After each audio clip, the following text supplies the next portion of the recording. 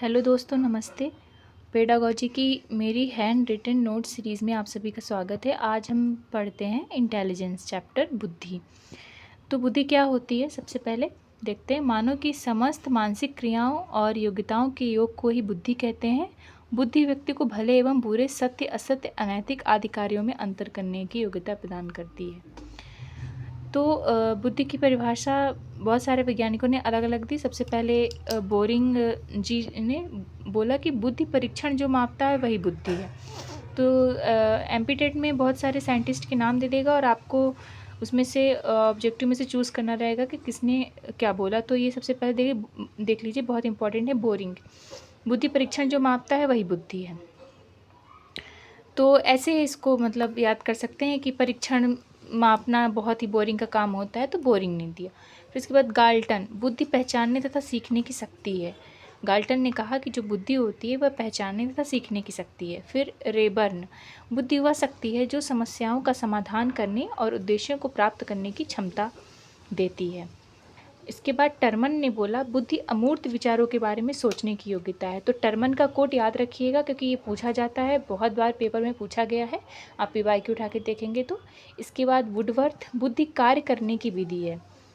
और इसके बाद वुडरो ने क्या बोला कि बुद्धि ज्ञान अर्जन करने की क्षमता है। और बिने, बुद्धि इन चार तत्वों में निहित है। बुद्धि इन चार तत्वों में निहित है और ये बुद्धि के जनक भी बोले जाते हैं। तो कभी भी बुद्धि के जनक कौन है तो पूछे तो वो बिने हैं, बुद्धि के जनक। और ये चार तत्व के बारे में जो बताया वो चार तत्व हैं ज्ञान, आविष्कार, निर्देश व आलोचना। ये बहुत इंपॉर्टेंट है, तो आप सभी इसको याद रखिएगा, बिने को। फिर इसके बाद हम नेक्स्ट में देखते हैं कि स्टनबर्ग भी बहुत ही इंपॉर्टेंट साइंटिस्ट हैं। उन्होंने कहा कि बुद्धि आलोचनात्मक ढंग से सोचने की प्रक्रिया है। तो ये बहुत इंपॉर्टेंट कोट है, इसको भी जोर दे के कह रही हूँ, इसे याद रखिएगा। इसके बाद बुद्धि के प्रकार के बारे में हम पढ़ते हैं।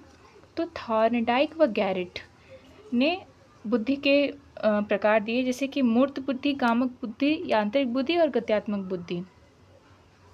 मूर्त बुद्धि को ही बोलते हैं गामक, यांत्रिक और गत्यात्मक बुद्धि। और अमूर्त बुद्धि और सामाजिक बुद्धि।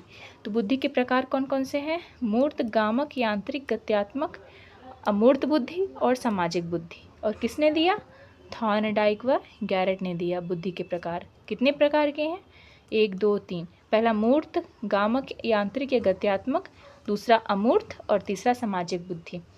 और तो मूर्त बुद्धि के बारे में पढ़ते हैं। इंस्ट्रूमेंट्स का यूज़ कर रहा है मूर्त बुद्धि। शरीर की बुद्धि, अंग, बॉडी पार्ट्स। मतलब कि जो मूर्त बुद्धि होती है, मूर्त का मतलब सबसे पहला होता है ठोस चीज़ें। तो और अमूर्त बुद्धि का मतलब है अंक, भाषा, विचार, शब्द, प्रतीक, डिजिट्स, लैंग्वेज, थॉट्स, वर्ड्स और सिंबल। मतलब जो हाव भाव को हम लोग समझ लेते हैं, जान लेते हैं, विचारों को जान जाते हैं, ये सब अमूर्त बुद्धि के में आएगा। लेकिन जो चीज़ें हम अपने सामने देख रहे हैं, छू सकते हैं, वो सब मूर्त बुद्धि के अंतर्गत आएंगी। फिर इसके बाद सामाजिक बुद्धि। सामाजिक बुद्धि संबंध बनाने की क्षमता।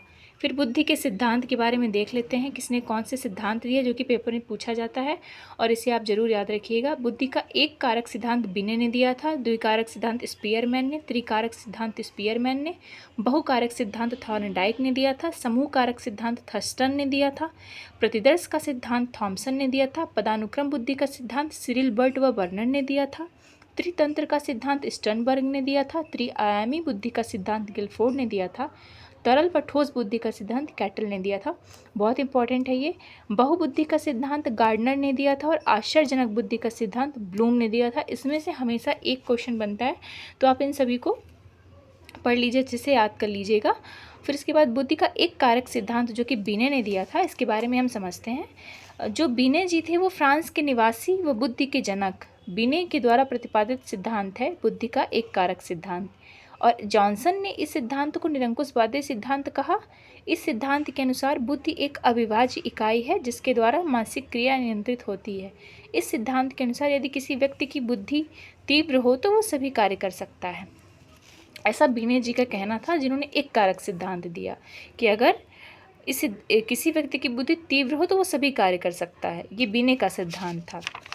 फिर इसके बाद देखते हैं, इस सिद्धांत को दोषपूर्ण माना गया।